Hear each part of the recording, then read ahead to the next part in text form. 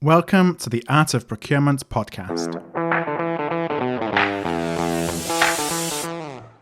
My name is Philip Ideson, a 20-year procurement practitioner, former head of procurement and advisor to procurement leaders around the world.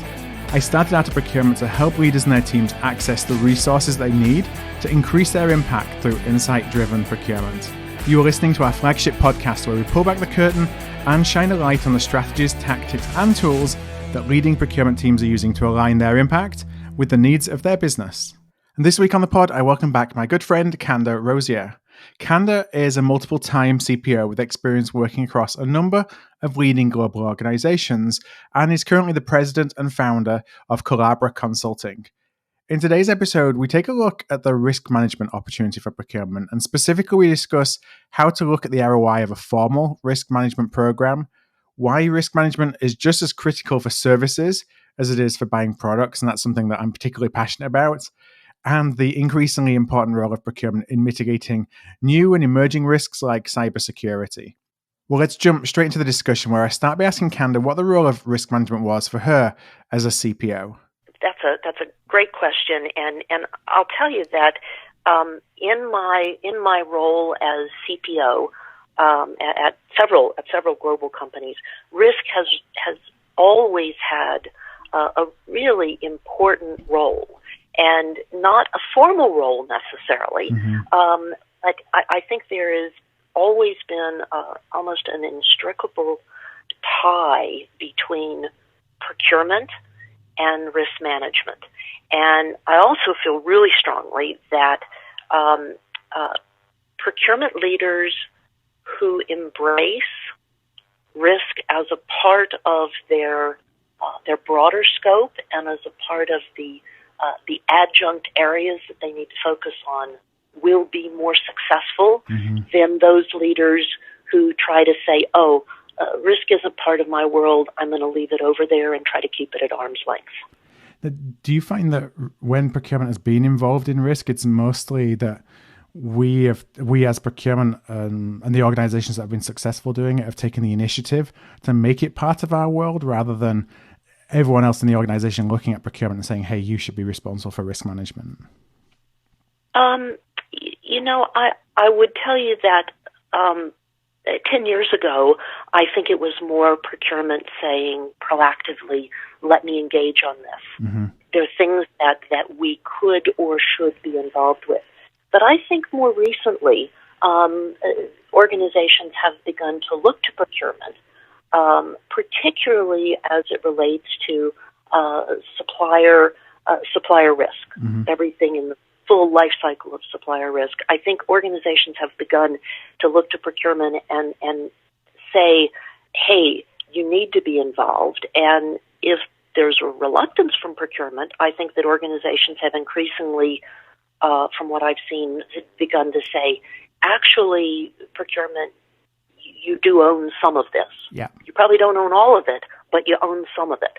So I think that there's been a bit of an evolution over time from where the impetus for procurement's involvement in risk is coming from.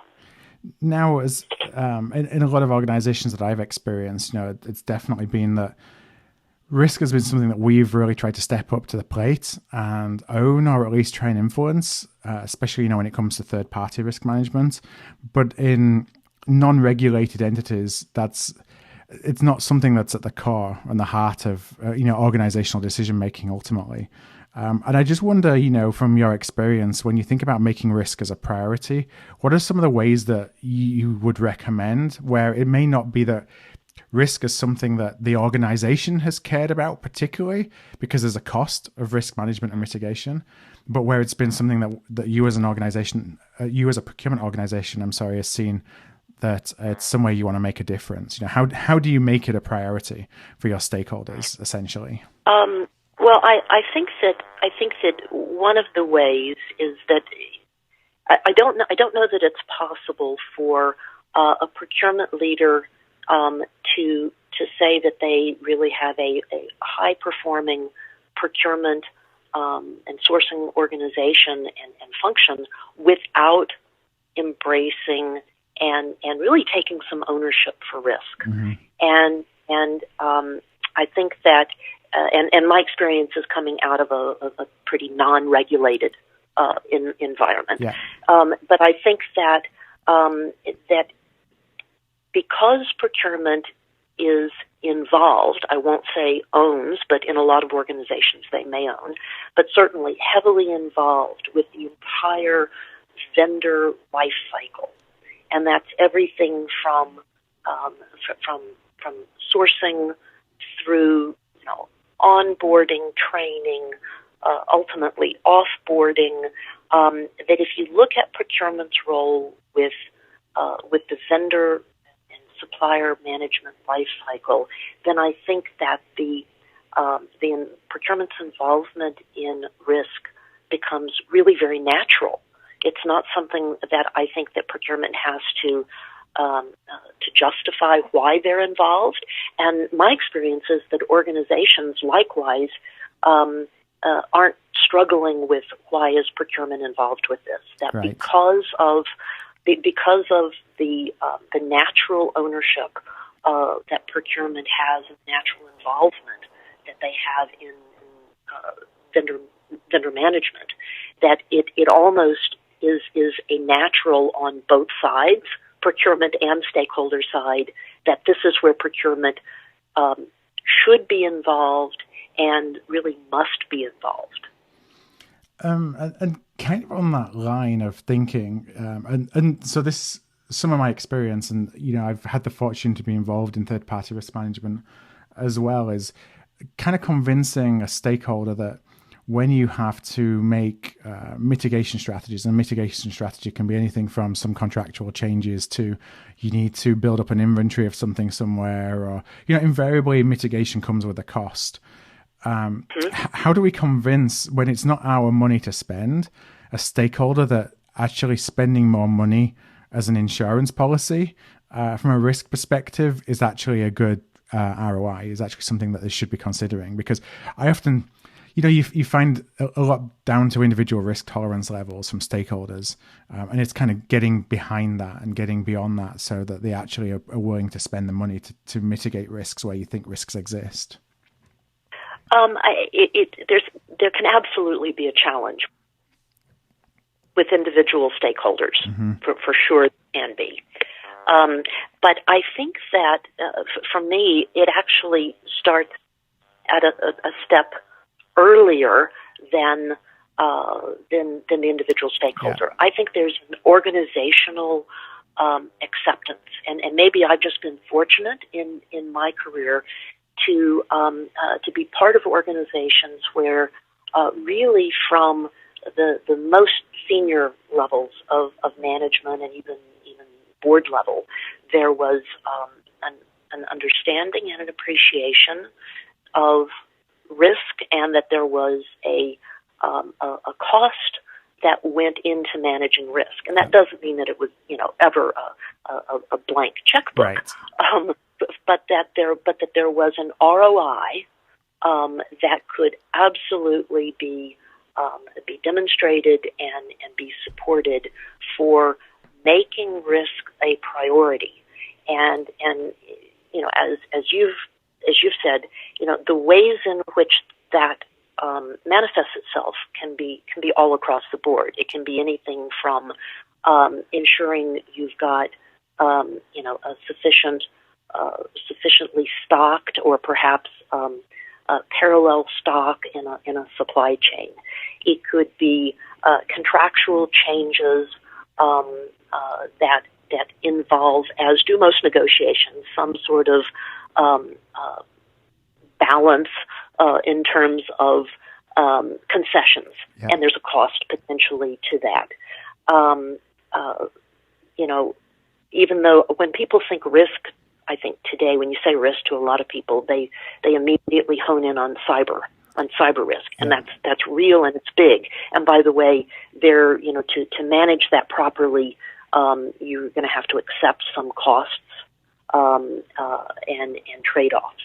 But if you look more broadly at information security, physical security, there's so many aspects that if you're organization, if the company has embraced, if there's a management philosophy that says one of our obligations as a company to our shareholder is to appropriately manage, I think the word appropriate is really key, to appropriately manage risk for our shareholder, then the discussion with the stakeholder becomes a lot easier because there's already an organizational acceptance that risk is part of managing risk is part of the DNA of the company, and it's part of any business case that you would build.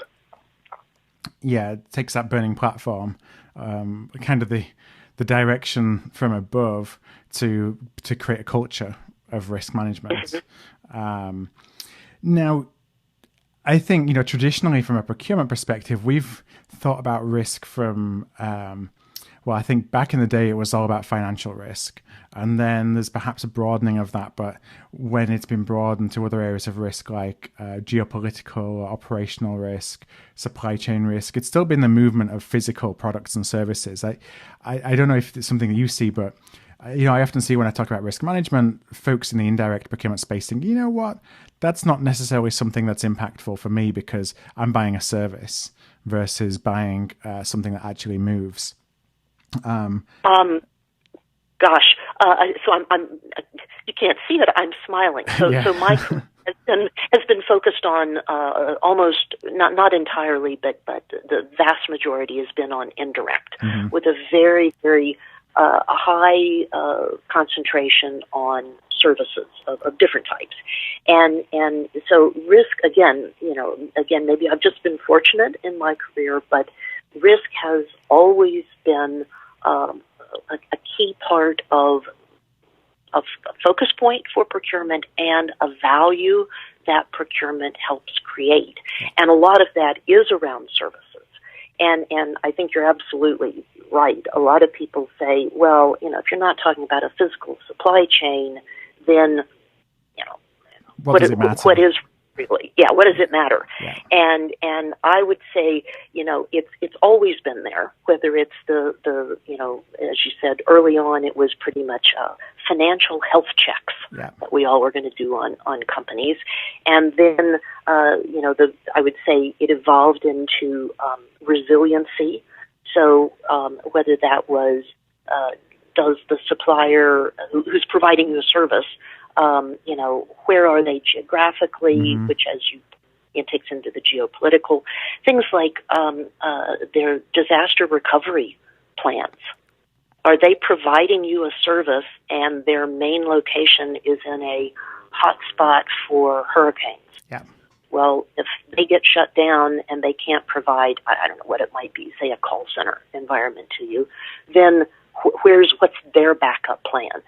So, if you look at services, I would say most of the things that you look at in a physical supply chain environment, a direct procurement environment, ultimately have applicability in indirect. Yeah. And then certainly as we look at sort of how has risk evolved, if you look at things like information security and cybersecurity, absolutely there's relevance in the indirect space. And then, data privacy. That's perhaps even more relevant in a services environment, and in a services procurement area and indirect than it might be in a pure supply chain manufacturing environment. I can just think of lots and lots of examples. How do you manage risk of a service provider who is physically providing the service on your location?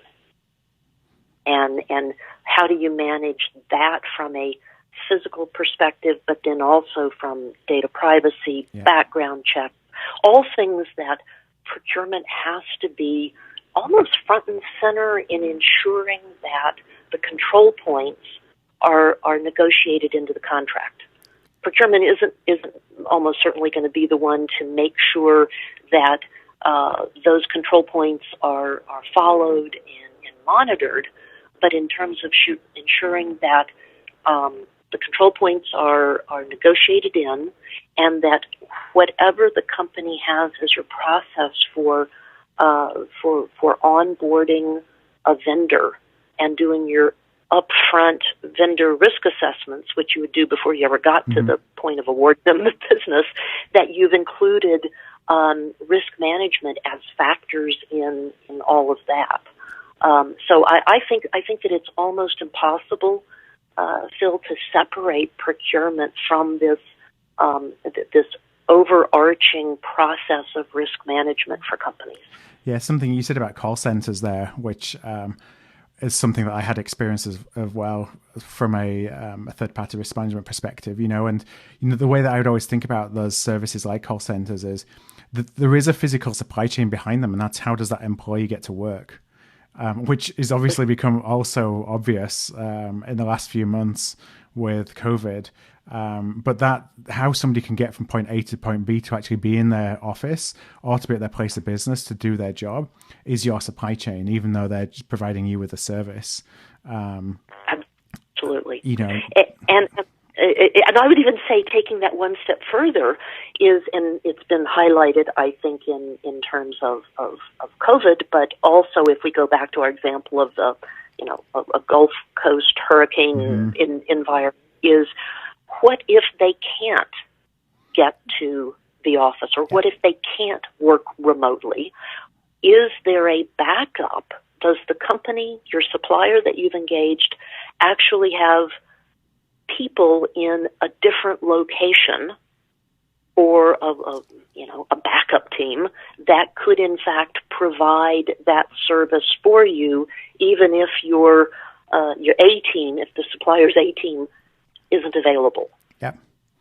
So what's the responsibility of procurement then to go beyond the surface level business continuity or disaster recovery plan? Because, often, at least in my experience, again, you'd they'd send you the BCPDR and you'd get it and you'd be like, okay, I'm comfortable that they have one, as opposed to actually understanding whether it was fit for purpose. Is that our responsibility to really be understanding that, or at least coordinating that as a decision that the folks within the risk community within your organization can help determine? I don't think, personally, I don't think that it is procurement's responsibility to be on the front line of that. My own experience is that, that expression about how it takes a village to raise a child. Yeah. Well, I think it takes a well-coordinated corporate team to manage risk, and procurement is absolutely a key part of that team. But I don't think that it is incumbent upon procurement to, for example, vet the requirements of resiliency or a risk management control point are fit for purpose or not. Right. I think that's asking too much for procurement. Yeah. But I do think that procurement, particularly if you look at sourcing category management, should be an integral part of those teams. And at some point, your procurement leads are really have become expert. They should be expert in some of their categories and certain industry segments. And I would expect that from time to time they may raise their hand and say to the team, hey, are we really sure that this is what we need? Are we really sure that that this particular requirement meets our maybe new conditions, new market focus? So I would expect that procurement would be voicing those concerns and providing that input as a part of this larger village that's taking care of risk. Yeah. And would you say that's the same for like new emerging risks? So something, for example, would be a couple of years ago, GDPR and the risks associated with GDPR versus, there's going to be legislation around the world that follows GDPR. I think there's some right now in California. Absolutely. that is going to be impactful on what we can do with data related to suppliers. Like, is that for procurement to be responsive to as the organization comes to grips with it, or again to play more of an active role in figuring out what is that going to do to our supplier relationships? I think that procurement has to both be responsive and proactive, because in a lot of organizations, I think that until someone raises their hand and says, "I'm going to take an active role in this," yeah. I think a lot. And let's just talk about data privacy. A lot of companies still today don't understand it. I think a lot of companies are sort of saying, "Oh, I'm not even sure that applies to me." Mm-hmm. And as you and I know, it does. Yeah. Whether it's GDPR, whether it's the California Consumer Privacy, these are things that affect almost every business. And procurement ultimately, if in an organization, procurement is the group that is responsible for either selecting or being part of the selection process for suppliers, and more importantly, if procurement is, and I think in most companies they are, the organization that is responsible for finalizing, getting a contract in place. Maybe not all the contract terms, but getting the contract in place with the supplier, then I think the onus is on procurement to take a lead in driving some of these risk-related engagements in a company, for example, like data privacy. Procurement won't be able in most companies to set a data privacy policy. They're not probably going to be if a company, if there's a chief data privacy officer, the odds are that position would not sit in procurement, probably shouldn't.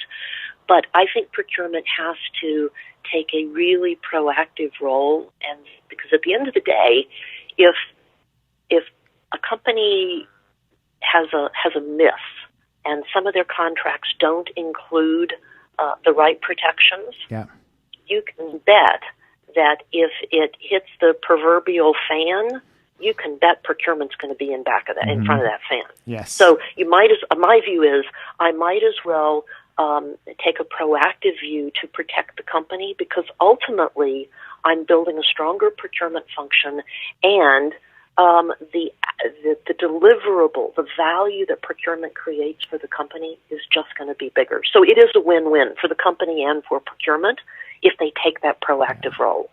Now, I kind of want to start to wrap up by thinking about cybersecurity risk, because you talked about it at the beginning, and I think it's something that you've been involved in a lot throughout your career as a risk factor. And yet, for most procurement professionals, it's probably something, certainly outside of the IT category, that they may not have come across so much, or it may be a risk that isn't as well understood.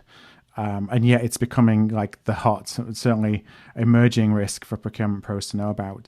So I wonder if you could just share a little bit about really when you talk about cyber risk, what does that entail first off? Well, I think that, people, when they hear cyber risk, people think about, has there been a hack? That's sort of where people first go to, and that's what they think about. And although that's obviously very real, but it's much broader than have I somehow enabled or allowed a supplier perhaps to, quote, gain access to hack into our systems, and people think that it's all about our computer systems. I think now there is an acknowledgement that cyber risk is much, much broader than just someone using a computer system as a way to illegally or nefariously get into your systems, and that it really ties so closely even to something like data privacy. Yeah. And it's what is the risk that my view is that procurement can really take a lead in the overall cyber as a part of overall risk by working with your organization to say, let's look at suppliers, both direct and indirect, and number one, let's figure out how much risk. Let's somehow categorize, rate the amount of risk that supplier could provide to us or present to us. And that could be anything from they access our systems to we outsource a service to them, and how critical is that service. So I think that if you start from determining almost a risk profile to your company of what the supplier provides to you right. and how they provide it, then procurement can really start to take a lead within this village, this internal group team, to say, okay, if we know that a supplier is, a big risk or a smaller risk, now let's look at what other policies, and hopefully the company has lots of underpinning policies, whether it's information security, whether it's physical security policies that can then be applied to a supplier in terms of how does that supplier interact in your company.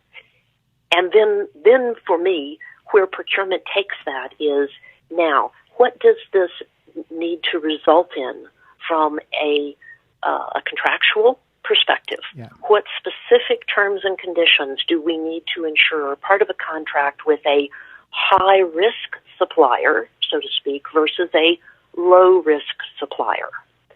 And so contractually, what do we need to negotiate?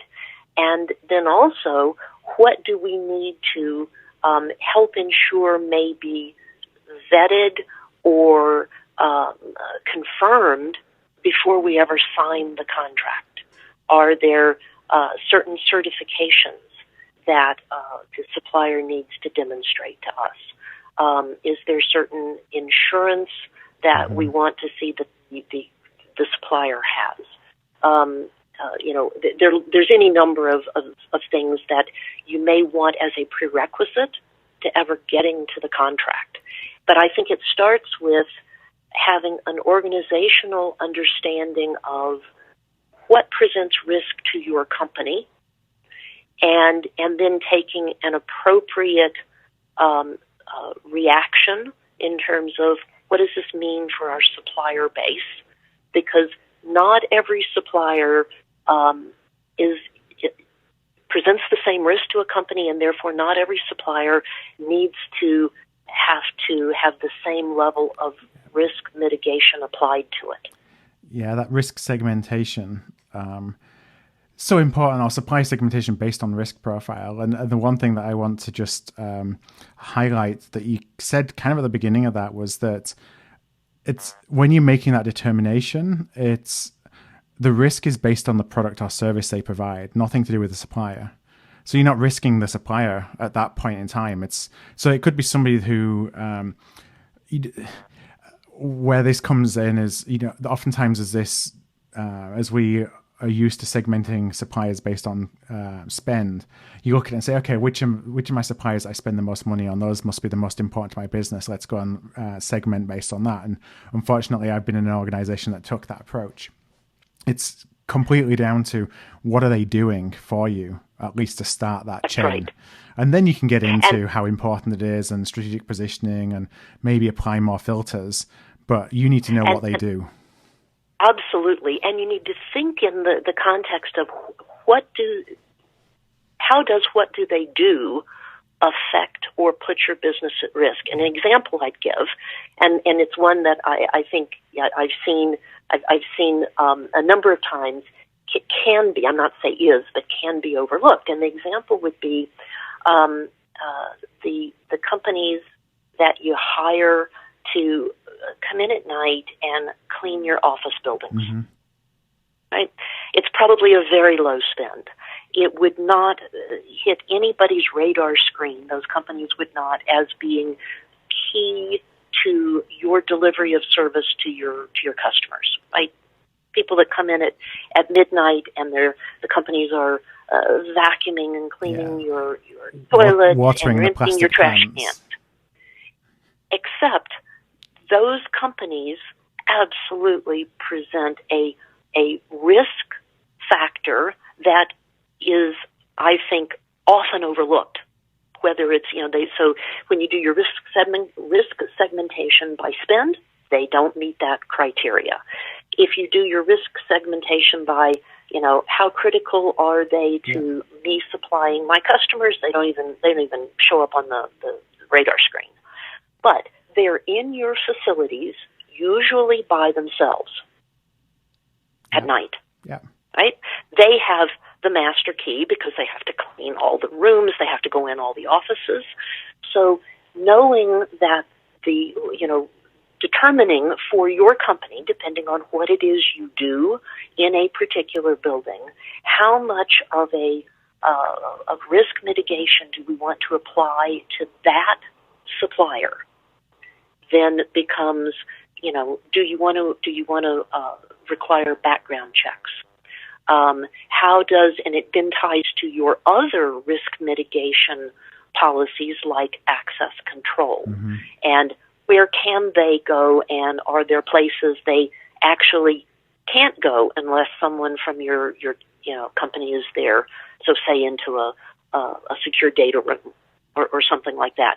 So I give that as an example, Phil, because I think it's one that people would say, well, almost every company has a company that comes in and cleans, and nobody, I think, would naturally put them as being a company that you'd even need to think about risk management for, including cyber risk, right? Could they come in and some of this comes to, you do have clean desk policies and stuff like that, but could they actually come in and pick up a USB drive that somebody left on a desk? Yeah, because they have unfiltered access to basically everything that you make available for them to have access to. That's right. So I think it just says that companies need procurement, and procurement really needs to take a lead on this, is thinking about how do you do risk segmentation, and there's probably different filters that you need to use for that risk segmentation. Now, my last kind of question, which is a follow-up, is you have the segmentation in place. You have identified that provider as being somebody who is high risk, and so they have these controls in place. Who governs their compliance with those controls? Is that a procurement responsibility, or is that something that, again, goes more into, is it going to supplier management, or does it fit back in the risk side of things? Where do you typically see that fit? So in my experience, that would usually, I'd say, reside with a supplier management function.